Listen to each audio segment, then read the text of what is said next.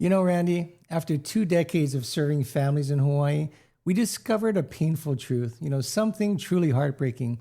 Watching real estate misunderstandings tear families apart, the ones that cost families hundreds of thousands of dollars through unnecessary taxes that were preventable. Most of all, we could have avoided it if people just had a plan. That's why we wrote the book.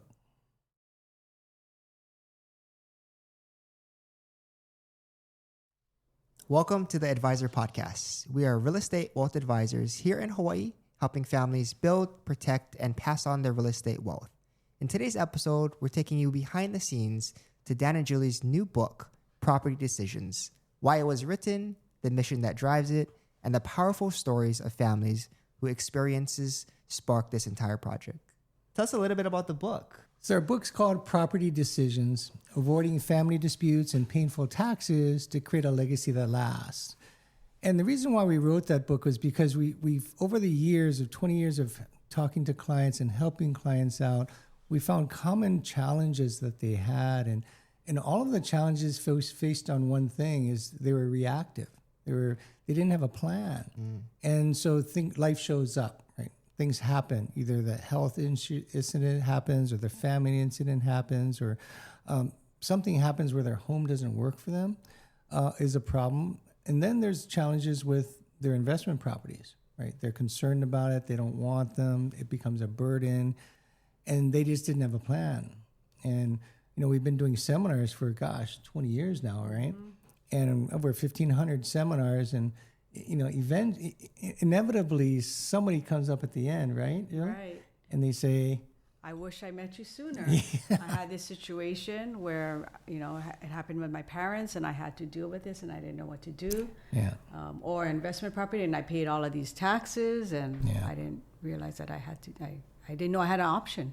Yeah. And that's the challenge. So over the years, we've helping so many families go through these challenges. We realized, what if we can get in front of it? What if we could help people be proactive versus reactive? And how do you do that? And it's really hard because in the world of real estate, most of us in our industry, we're telling people what to do. And what we found is that's not a very effective route to go because people don't want to hear they want to explain to you what matters to them. And so we built a question-based methodology around serving our clients and asking intentful questions around what mattered most to them. That way they could define and tell you where the problems are, where the challenges are, and then where do they want to go? And I ask clients, if you could dream big, imagine your most amazing life, what would it look like? And most people, especially the baby boomer and their parents, they have a hard time dreaming of those things. Because the baby boomers' parents, they came from products of the Depression, so products of scarcity, right? Not of abundance. And so everything was I can't think big. I can't think of what the ideal life would look like. They just go back to what their parents said. Don't ever sell real estate. Keep it in the family.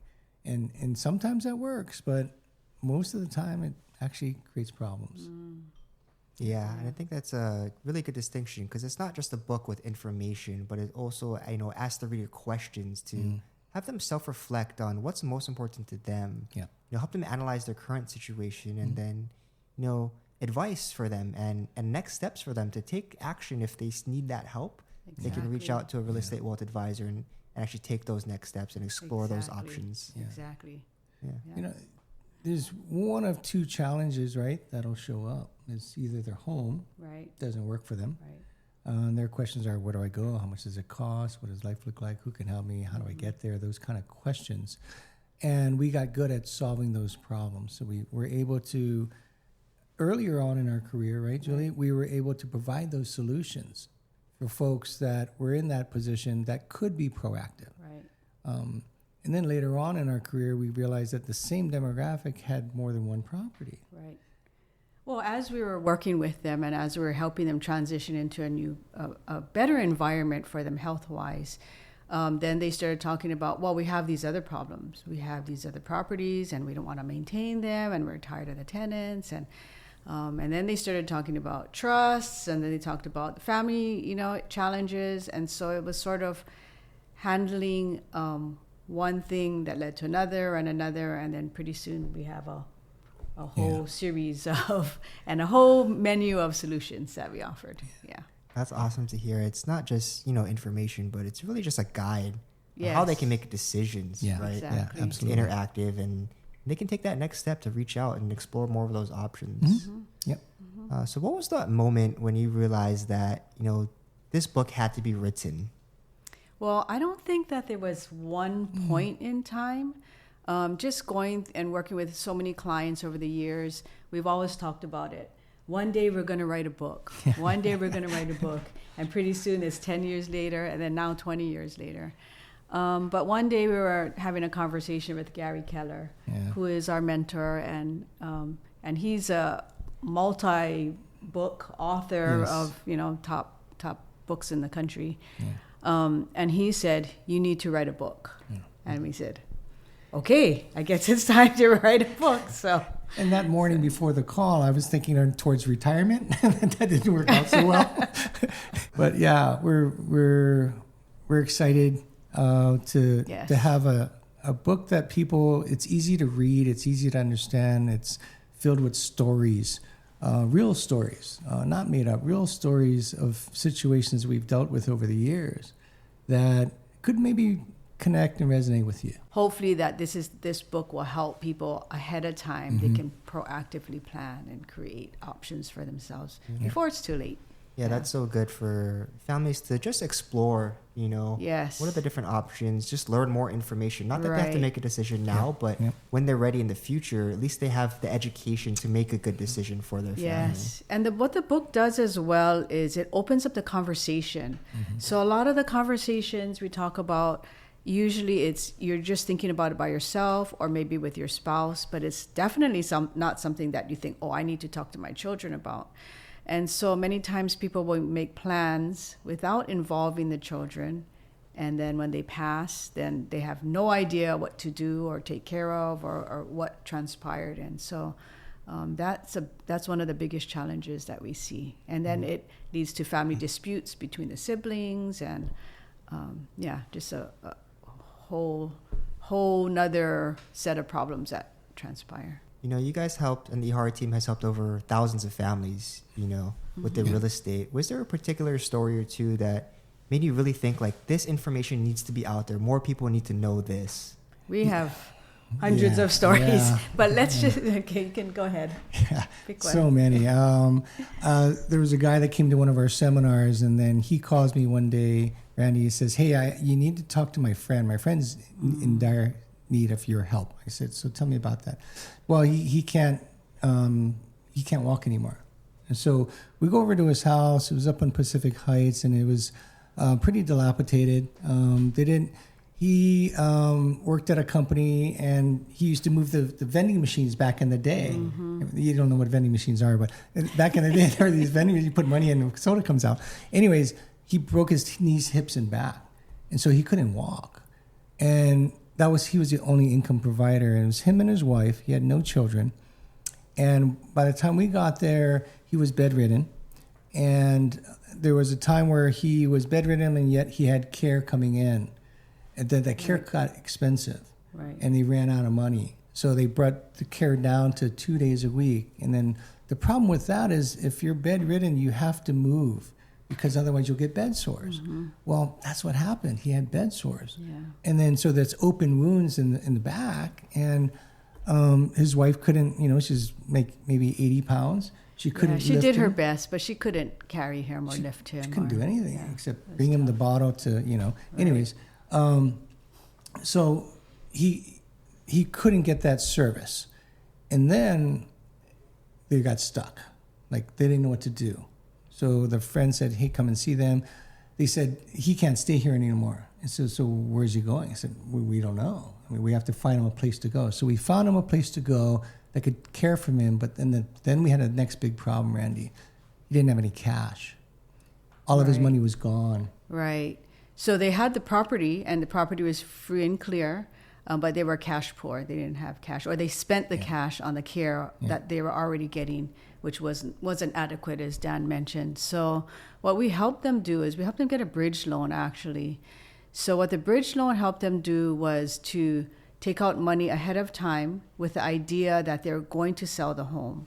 So the bank said, we will lend them money because we know that he needs care, and they could get it right away.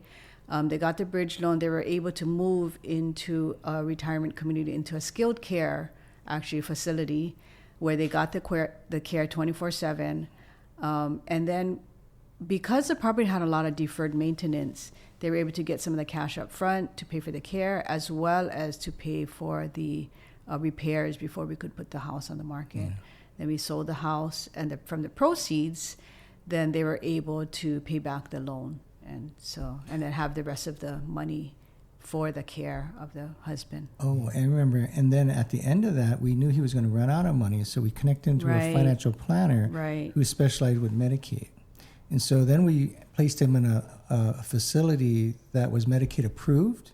So when his money actually did expire, he didn't have to move again. We planned all the way to the end, and we had the partners that could help him do that. And they were very, very grateful that we could help them get out of their tough situation, because they didn't know anybody that could help them. Yeah, no, that sounds like you really helped that family, be able to, number one, be in an environment that they can thrive in, right? And not have to be bedridden and not be able to move for so many times. And then finding a solution that can help them get to a better place for them. And I'm sure the wife was happy as well. Oh, absolutely. She was so stressed out. Yeah. And she was so happy after. She was after, yes. It's big relief. Yeah, big relief. But then we had another one that was just the opposite, where this lady calls Randy and she says, hey, I want to sell my house. She came to a seminar that we did. It was in a retirement community, and she got all excited. She wanted to go. She was kind of giddy about it. And I came over, and she was all excited to see me. And when I went up to see her, I go, like, who are these people on your title? Because I pulled her tax records up, and I saw that wasn't her name. And she goes, oh, that's my daughter and my son-in-law. And he said, so, well, do you know that you don't own it? You're not actually on title anymore. They own the property. I said, how'd that happen? I asked her. And she goes, oh, yeah. 2 years ago, I went downtown and I signed some papers. You know what they did? They actually took her off title, put their name on title for Medicaid. Well, here's the problem, though. She wanted to go to a retirement community, and she needed the money from the sale to go. Why? Because her husband had dementia, and she couldn't care for him anymore. So she wanted to take care of him and then have a life of her own. And we found a community that could do that for him, but she didn't have any money to do it. And so, I left there, felt deflated, I was crying in my car, because I'm thinking, like, this lady was so excited to do this, and her kids took it away from her. Basically, her kids trapped her in her own home. So she ended up staying there because she had no other option, and had to deal with the husband that was dementia, and he got kind of not very pleasant to be around. Eventually, he passed. But yeah, those are sad stories, that when people make decisions, property decisions, without really thinking it through or having clear conversations with the family. Those are rough conversations, and there's so many of those that made us want to write this thing. Yeah. That's awesome. Yeah. And I think a lot of times these people are almost left out because the realtors focus on the sale and the buy, but they don't focus necessarily on the care, taxes, the estate planning, those type of things. And these people are kind of left with no one to really guide them on what's best for them and their family. And taking it all the way to the end, like you mentioned, not just temporarily, but what happens when I pass? What happens with my legacy? What happens to my kids and their kids? Yeah. And taking it that far down is really cool to see and to learn in the book. Yeah. Who do you think needs to read this book, and why? Pretty much it's designed for any baby boomer or their parent, but also for their children, the sandwich generation, the ones that are going to have to deal with challenges. There are so many people that just aren't prepared for their demise. They're not prepared for the day that they're going to leave this planet. and then they create problems for the ones they love the most. You know, I was on a call yesterday with a realtor that had some wealth in real estate, and he didn't even have trust. He didn't even know he should have had a trust. I said, do you know what happens when you die? And he says, no, what happens? So he goes to probate. And so what's that? And so I had to explain through them the whole process, and it's unfortunate. I mean, even professional people, they don't realize that they're if you don't do this right, the decisions you make will negatively impact the people you love the most. And that's what's tough. But it's designed for the consumer, the baby boomer, their parents, and their children, but also it's for the professional, for the realtor, for the financial planner, for the trust attorney, and the CPA, because everyone does their profession in a silo, in an isolated environment where they see things one way. And as a real estate wealth advisor, we see it holistically. Right? We see how all of these elements, from their health to their finances to their properties to their children, and how it all comes together in a plan that best suits their needs. Right? And then how do you know that? You just you asking the right questions. So in the book, you're going to see a lot of questions that are going to ask you questions. And as you read it, think about those questions. And if you have some concerns or questions about that, just reach out. You know, when you guys were writing the book, was there anything that, you know, caught you by surprise or was surprising to you? I think what caught us or me by surprise is just the emotion of it. You know, just as we were talking about the stories and how emotional it is and how much a plan can make a difference for somebody. I think it's something that may be surprising to the person reading it, and what we see quite often when we're in meetings is they first start off with, well, I don't have a problem. My kids will take care of it. My kids will handle it. My kids are smart. And then as we go through the question, or Dan asks the questions, then they start to realize that I may have a problem, or this is not going to go so well unless I, figure this out and create a plan for what's going to happen.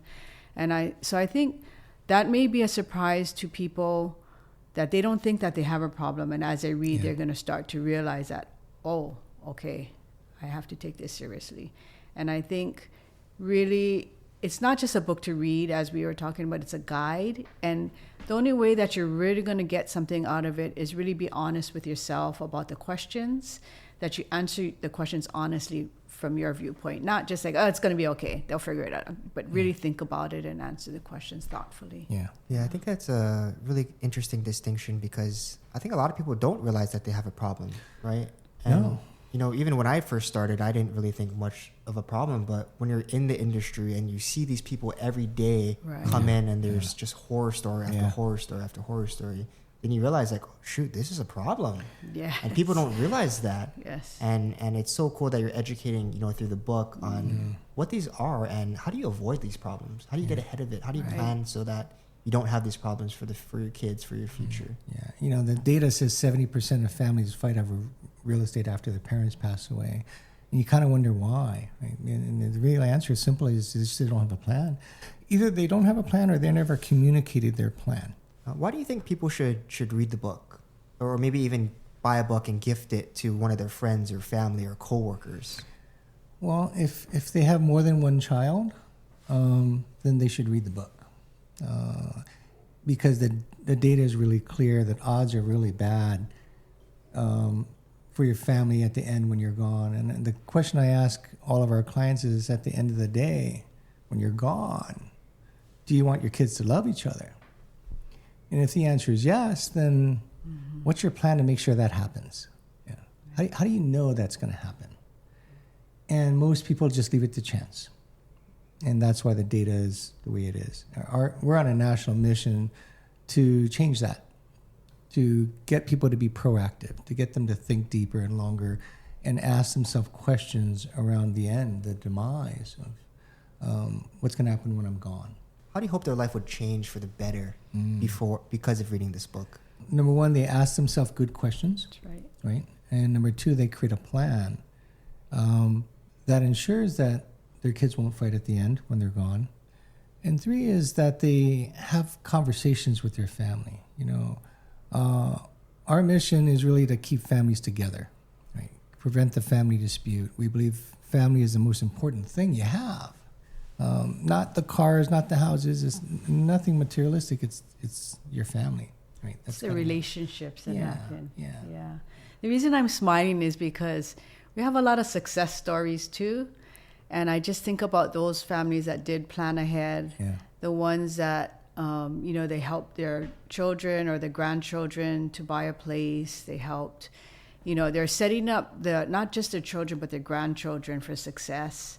They have a clear outline, they have a clear plan, and that, you can just see the relief in their face and how happy they are that they know where they're going to go, their care is taken care of, they know about where the property is, and the kids understand what's going to happen. Yeah. And so that is, it's so rewarding to see that. Mm-hmm. Yeah, maybe could you share a story or two of a success story of how you walk someone through a plan and the result that they got at the end? Yeah, there was a couple, and they had 2 children, one here on the island and one away, and the kids didn't come around at all. But they had means, so they went to a retirement community. And when we met them, they seemed very able-bodied, healthy, early 70s. I think, wow, what's caused you to want to do this? And I've been thinking in my head, and at the time I didn't ask that question. I should have probably. But then I realized that as we made the move, everything seemed well, and we got their home ready for sale, and we sold, and everything seemed simple and easy. And then I found out a few months later after they moved that the reason why they moved, Randy, was the wife had medical challenges. She just never said anything about them. And they did this because the husband knew that when those things became real and they showed up in their life, he wouldn't be able to help her. He wanted to do this to provide the best care for his wife, to provide the best environment for the wife while she was around. And I think it's also not just caring for the wife, but that they were able to stay together. Yeah. Sometimes it's you have to care for someone, but then they will move someplace else. But they wanted to remain in the same retirement community. Yeah. So they stayed where he was in the independent area and she was in the skilled care. Mm-hmm. So they were able to stay together as long as possible. Yeah. I think that impacted them and their relationship. I think they both wanted to do this. Mm-hmm. And I think that he actually made it easy for her to do this, and during a time where it was hard for her. And we didn't actually we saw signs of it, but never really showed up in a big way. Mm-hmm. But we knew that he loved his wife so much that he cared for her so much that he wanted to make the transition easy and smooth so that she had the best care possible. And I'm certain that her and the kids have greatly appreciated what the dad, he was the instigator. He was the guy that's put all this together. Right. Yeah. And he was a doctor. So he kind of knew what aging looked like. And he knew that there was a moment in time, there will be a moment in time that, he can't help. And he didn't want that to be a problem. Yeah. So he was proactive. That's the guy that's proactive. The family moved. It was easy. It wasn't emotional. It was smooth. The kids didn't have to be a burden to anything. And they had the ability to do it. I actually remember another story. It's just kind of when I first started, and kind of towards the end of where you guys created a pre-inheritance plan for a family. And something that really stood out to me was that the dad blessed the daughter and the kids. Yeah. And the thing that stood out to me the most was that after the dad went up and hugged you and thanked you and was very appreciative of it. And I remember the daughter coming up after and being like, I've never seen my dad hug another man. That was so funny. I was like, wow, that's really, really impacted, meaningful changed stuff. their life. Yeah, this book will change people's lives, really. It really will. Get them to think differently, and actually take action. Right. Some people might think about it, but it's the action that will cause change. Yes. Yeah. We love those hugs too. What's the main takeaway that you want the reader or the viewer to learn and take from this book? I would say the main takeaway is to be proactive, to ask yourself questions and to have the meaningful conversations that will help you to create your plan. And every person's plan is different because your families are different, your relationships are different, the properties they own are different. But really, it is to be proactive and to create a plan so that your kids know, and everything will be smooth as you age and as things change. Yeah. The transfer of wealth at the end, because there will be an end for all of us, right? There's, like I said before, there's only 2 guarantees in life. One is there will be a day that we leave this planet. We're going to die one day. And the second guarantee is that's the day of transfer of wealth. And so if we know those 2 things are going to happen, what's our plan to make sure that we take care of the people we love the most? What's the plan to make sure that this is not a burden for them? There's not a tax consequence for them. They continue to love each other. They don't fight. That's the biggest thing that we're trying to accomplish, is keeping the family together, keeping them loving each other, and keeping the wealth in the family. That's awesome. And they can learn all that in the book. Yeah, That's sure right.